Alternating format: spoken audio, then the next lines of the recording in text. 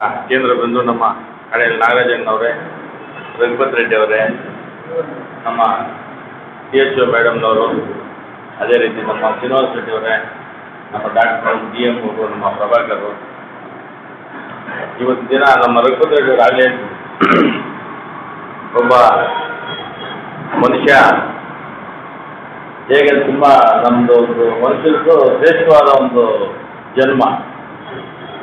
ಆ ಹುಟ್ಟು ಸಾವಿರ ಮಧ್ಯೆ ನಾವು ಏನು ಮಾಡಿರ್ತೀವಿ, ಬಹುಶಃ ನಾವು ಸತ್ತೋದ್ಮೇಲೂ ನೆನೆಸ್ಕೊಳ್ಳುವಂಥ ಒಂದು ರೀತಿ ಪ್ರಕ್ರಿಯೆ ಆರಂಭ ಆಗಬೇಕು ಅಂತಂದರೆ ಬಹುಶಃ ಏನು ಮಾಡಿರ್ತೀವಿ ಅನ್ನೋದು ಮುಖ್ಯ ಆಗ್ತದೆ.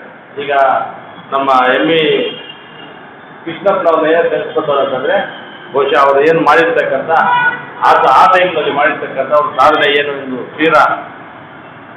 ಸಾಧನೆ ಏನು ಮಾಡಿದ್ದಾರೆ ಬಹುಶಃ ಅದನ್ನು ನೆನೆಸ್ಕೋಬೋದು. ಈಗ ಎಕ್ಸಾಂಪಲ್ ಅದೇ ರೀತಿ ನಮ್ಮ ಆಲಮೂರು ಶ್ರೀನವ್ರ ಸಚಿವರು ಶಾಸಕರಾಗಿದ್ದಾಗ ಏನು ನಮ್ಮ ಎಲ್ಲ ತಾಲೂಕಿನ ಜನಾಂಗದವರನ್ನ ಯಾವ ರೀತಿ ನಡೆಸ್ಕೊಂಡು ಹೋಗ್ತಿದ್ರು, ಇಲ್ಲಿನ ಅಭಿವೃದ್ಧಿ ಬಗ್ಗೆ ಯಾವ ರೀತಿ ಚಿಂತನೆ ಮಾಡ್ತಿದ್ರು, ಬಹುಶಃ ಅದೇ ರೀತಿಯಲ್ಲಿ ಅವ್ರನ್ನ ನೆನೆಸ್ಕೊಳ್ಳುವಂಥ ಒಂದು ವ್ಯವಸ್ಥೆ ಇವತ್ತು ನಾನು ನೋಡ್ತಾ ಇದ್ವಿ. ಬಹುಶಃ ಏನು ಇವತ್ತು ದಿನ ಈ ಒಂದು ಕಾರ್ಯಕ್ರಮ ಹಮ್ಮಿಕೊಂಡಿದ್ದಾರೆ. ನಮ್ಮ ರಘುಪತ್ ರೆಡ್ಡಿ ಹೇಳ್ತಾ ಇದ್ರು ಯಾವುದು ಸರ್ಕಾರದ ಬಗ್ಗೆ. ಸರ್ಕಾರ ಬಿಡಿ, ಇದು ಸರ್ಕಾರ ಬರೀ ಸರ್ವಿಸ್ ಮೈಂಡ್ ಹೋಗ್ಬಿಟ್ಟಿದೆ, ಎಲ್ಲ ಬರೀ ರಾಜಕೀಯ ಅದು ಬಿಟ್ಟರೆ ಇನ್ನೇನು ಇಲ್ಲ. ಈ ಸರ್ಕಾರ ಮಾಡ್ತಿರ್ತಕ್ಕಂಥ ಕೆಲಸಗಳು ಇವಾಗ ಏನು ನಾನು ಯಾವುದೋ ರಾತ್ರಿ ಇದ್ರಲ್ಲಿ ತೋರಿಸ್ತಿದ್ರು, ಬಸ್ಸುಗಳು ಗಲಾಟೆ, ಹೆಂಗಸರು ಗಲಾಟೆಗಳು, ಸೀಟ್ಗೋಸ್ಕರ ಏನಿಲ್ಲ ಅವ್ರ ಗ್ಯಾರಂಟಿಗಳು. ಈ ಗ್ಯಾರಂಟಿಗಳು ಮಾಡಿಬಿಟ್ಟು ಗಲಾಟೆಗಳು ಸ್ಟಾರ್ಟ್ ಆಗುವಂಥ ಒಂದು ಪರಿಸ್ಥಿತಿ ನಿರ್ಮಾಣ ಆಗೋಗಿದೆ. ಬಹುಶಃ ಮುಂದಿನ ದಿನಗಳಲ್ಲಿ ಏನು ಅಭಿವೃದ್ಧಿ ಅನ್ನೋದು ಶೂನ್ಯ.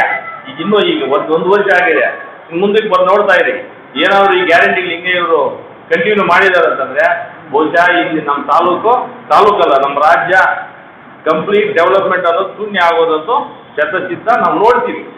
ಈಗಾಗಲೇ ನೋಡಿದ್ವಿ, ಮುಂದೆ ನೋಡ್ತೀವಿ.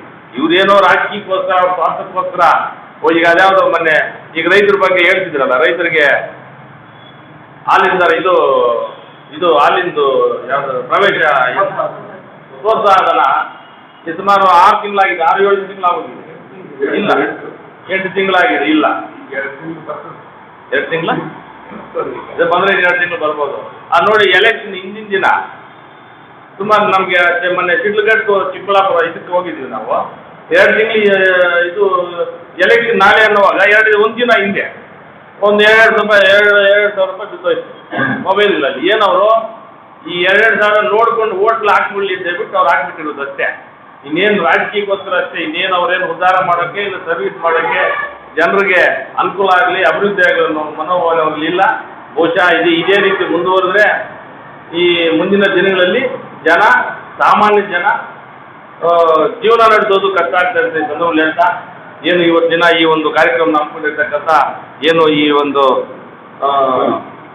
ಡೈರಿ ಮುಖಾಂತರ ಏನು ಮದರ್ ಡೈರಿ ಅಂತ ಏನು ಹಮ್ಮಿಕೊಂಡಿದ್ದಾರೆ ಬಹುಶಃ ಅವ್ರಿಗೂ ಇಲ್ಲಿ ಅವ್ರು ನಂಬಿರ್ತಕ್ಕಂಥ ನಮ್ಮ ರೈತರು ಏನು ಹಾಲಾಗ್ತಿದ್ದಾರೆ ಎಲ್ರಿಗೂ ಒಳ್ಳೇದಾಗಲಿ ಅಂತ ಸಂದರ್ಭದಲ್ಲಿ ಅಂತ ನನ್ನ 4 ಮಕ್ಕಳನ್ನು ಮುಕ್ತಾಯ. ಜೈ ಕರ್ನಾಟಕ.